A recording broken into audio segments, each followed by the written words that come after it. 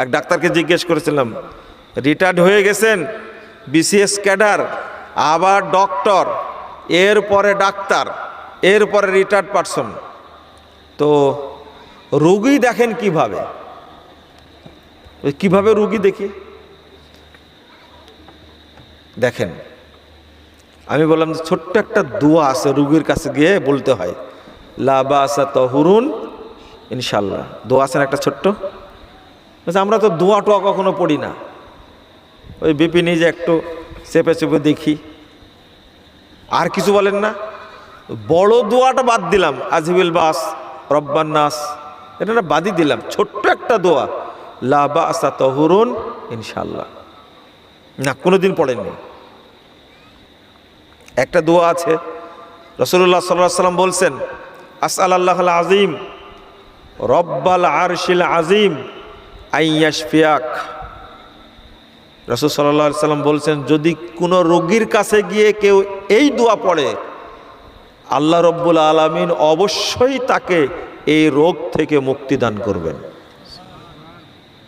সহিহ হাদিস। জানে না?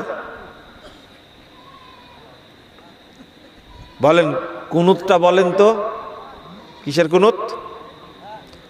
কুনুত আছে না? কোন সালাতে পড়া লাগে বলেন তো দেখি?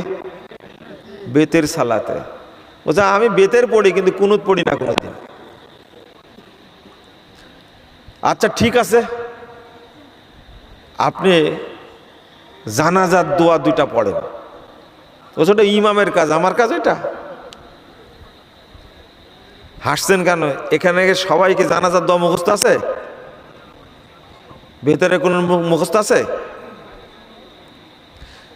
প্রশ্ন হলো, এই উচ্চ শিক্ষায় শিক্ষিত লোকটার মা মারা গেল, ওই দূরে দাঁড়ায় আছে, ভাড়াটা ইমাম নিয়ে আসছে, এ ওযু করেছে কিনা তার খোঁজ না কেউ? আপনি বলেন, বাংলাদেশে শিক্ষা অর্জন করে আমেরিকায় গেছেন, আমেরিকা থেকে চলে আসছেন বাংলাদেশে, বড় চাকরি পেয়েছেন, বিরাট চাকরি, ঘুষ টুস খেয়ে আর কোনো জায়গায় বাকি রাখেননি, মানে মোটামুটি একটা ইন্টারনেটটা চোর হয়েছে একটা। আপনি বলেন এই শিক্ষায় কি দাম আছে, কি মূল্যায়ন আছে? মায়ের জানাজা যে পড়তে পারে না, বাপের জানাজা পড়তে পারে না যে সন্তান, ওই শিক্ষা দিয়ে কি আপনি দুনিয়াতে কোনো উপকার পেলেন? না। এই জন্য রাসূল সাল্লাল্লাহু আলাইহি ওয়াসাল্লাম বলছেন, মান ইউরিদুল্লাহু বিহি খায়রা ইউফাক্কিহু ফিদ্দীন। আল্লাহ যার কল্যাণ চান তাকে দ্বীনের জ্ঞান দান করেন। যারা দ্বীনের জ্ঞান জানে না, যাদের দ্বীন সম্পর্কে ধারণা নাই, তাদের মধ্যে কোনো কল্যাণ নাই, বরং উল্টা অভিশাপ আছে। অভিশাপটা কি? আল্লাহ রাব্বুল আলামিন বলছেন সূরা রোম ৮ নম্বর আয়াত, ইয়ালামুনা যাহিরাম মিনাল হায়াতিদ দুনিয়া ওয়া হুম আনিল আখিরাতি হুম গাফিলুন। এরা দুনিয়াবি জ্ঞানে অভিজ্ঞ কিন্তু দ্বীনের জ্ঞানে জাহেল। এটা আল্লাহর পক্ষ থেকে অভিশাপ। মুহাম্মদ সাল্লাল্লাহু আলাইহি ওয়াসাল্লাম বলছেন,